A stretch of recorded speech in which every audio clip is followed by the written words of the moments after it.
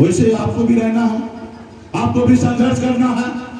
आपके पास भी दल है, दल के साथ रहिएगा तो बल मिलेगा, और जब बल आएगा तो हर समस्या का हल होगा।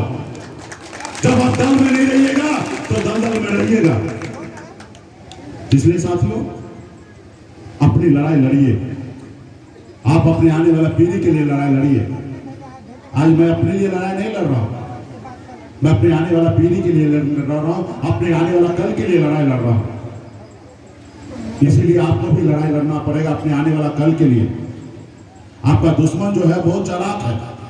वो नहीं चाहता है कि बिहार में या इस देश में निषाद का बेटा सर उठा के जिए।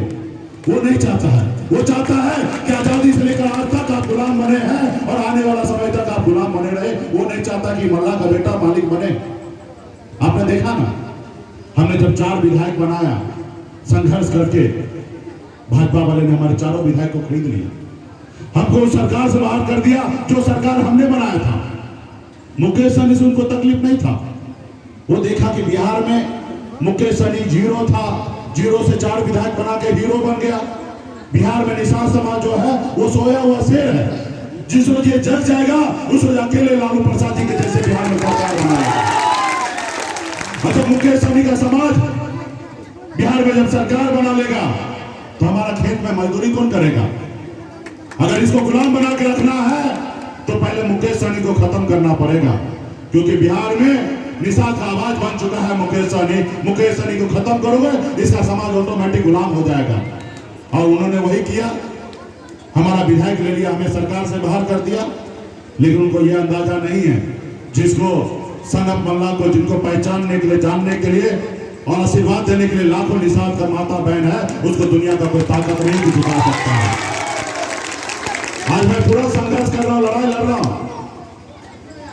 और आज वो मानने लगा है कि सहनी जी हमसे गलती हो गया, हमको माफ कीजिए, हमारे साथ आ जाइए, हमारे दल में आ जाइए, और अगला 2025 में मुख्यमंत्री आप ही बनिएगा।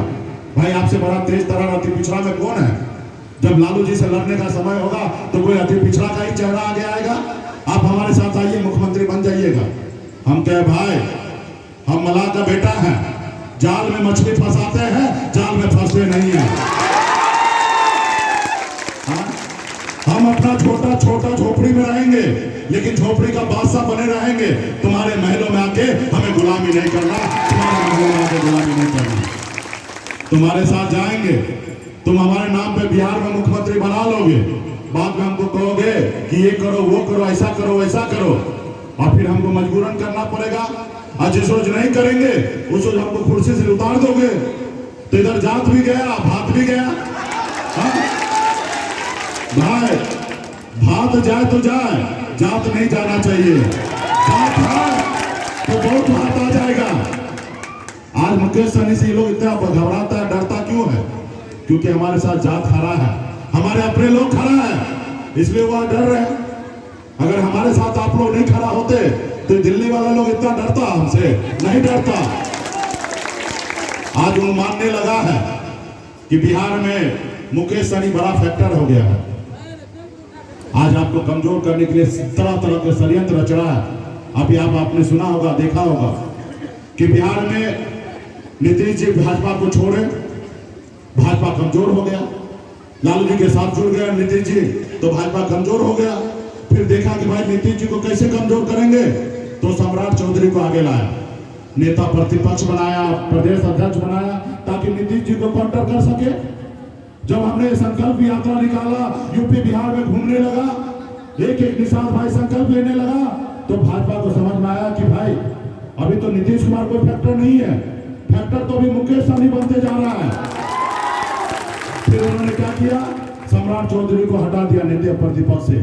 सम्राट जी को बोला भाई तुम हटो, तुम अभी बिहार में फैक्टर नहीं हो, बिहार में नीतीश कुमार फैक्टर नहीं है, बिहार में मुकेश सहनी फैक्टर बन गया। और मुकेश सहनी को कमजोर करने के लिए फिर उन्होंने एक सहनी को ही एमएलसी बनाकर और उनको नेता प्रतिपक्ष बना दिया, हरि सहनी जी को, क्योंकि उनको पता है कि निषाद का मल्ला का बेटा से अगर कोई लड़ सकता है तो मल्ला का बेटा ही लड़ सकता है, दूसरा किसी का काम नहीं है। लोहा का तो लोहे काटता है ना, लोहा का तो कोई दूसरा चीज तो नहीं काट सकता है। तो वही काम किया, लेकिन उनको ये पता होना चाहिए कि दो चीज होता है राजनीति में, दो होता है, एक होता है लीडर, एक होता है लोडर। जैसे गाड़ी चलने के टाइम में भी होता है एगो ड्राइवर एगो खलासी। तो ड्राइवर का काम है ड्राइवर वाला और खलासी काम है गाड़ी धोना। उसी तरीका का एक लीडर का काम होता है लोगों को विधायक बनाना, सांसद बनाना, मंत्री बनाना, वो है लीडर। और लोडर क्या होता है जो हर 5 साल में जाता है, सर हमको टिकट दे दीजिएगा, हमको विधायक बनना है। तो बहुत सारे लोग लीडर हैं, उनको लोडर को आगे खड़ा कर रहा है। अरे भाई शेर के सामने में चूहा थोड़े लड़ सकता है, शेर के सामने शेर को लाना पड़ेगा। तो इसलिए आने वाला समय में एकजुट रहना पड़ेगा।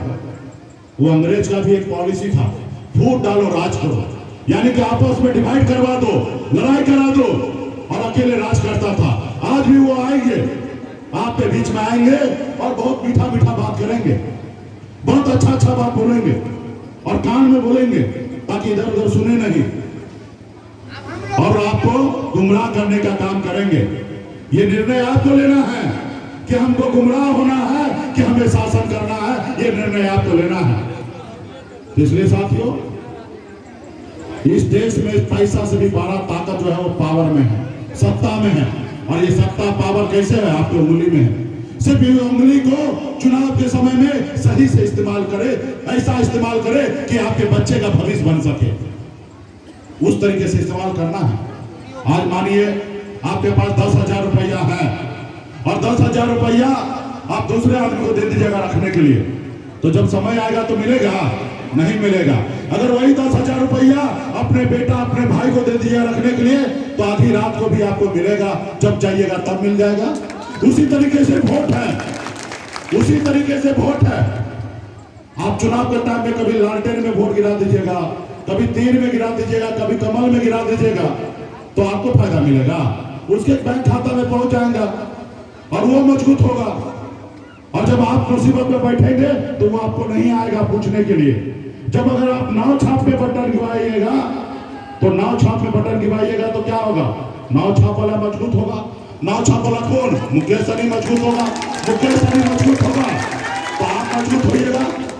आप कहिएगा ना भाई हमारा अपना भाई अपना बेटा पटना में मुख्यमंत्री है, जैसे हमारा यादव भाई कहता है अरे हमारा तेजस्वी बिहार का डिप्टी सीएम बना हुआ है, वैसे कल आप बोलिएगा जब हम मंत्री बने तो आप लोगों को खुशी हुआ होगा ना? जब हम मंत्री बने तो पेपर में आया कि सबसे अमीर मंत्री मुकेश सहनी है, तो आपको खुशी हुआ ना? क्यों हुआ?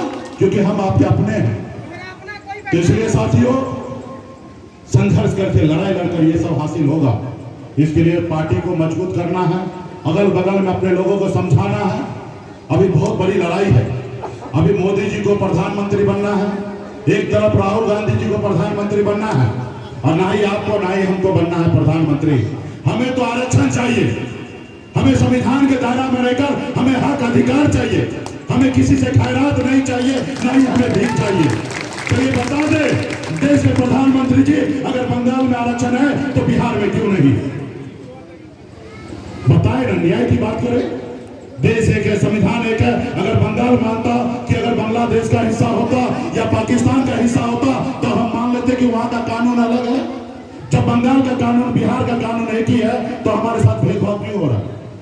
तो इसलिए साथियों, हमें आरक्षण की लड़ाई लड़ रहे हैं, और आरक्षण मिलेगा तो यूपी बिहार झारखंड में 5 करोड़ निषाद परिवार के चेहरे पे मुस्कान आएगा, उनके घर पे कलेक्टर बनेगा और एसपी एसडीओ बनेगा। ये हमारा अधिकार है। इसलिए हम लोगों ने इस बार नारा दिया है, आरक्षण नहीं तो गठबंधन नहीं, गठबंधन नहीं तो वोट नहीं, और वोट नहीं तो दिल्ली का सरकार नहीं। जो हमारी सुनेगा हम उनकी सुनेंगे, जो हमारी नहीं सुनेगा हम उनकी नहीं सुनेंगे।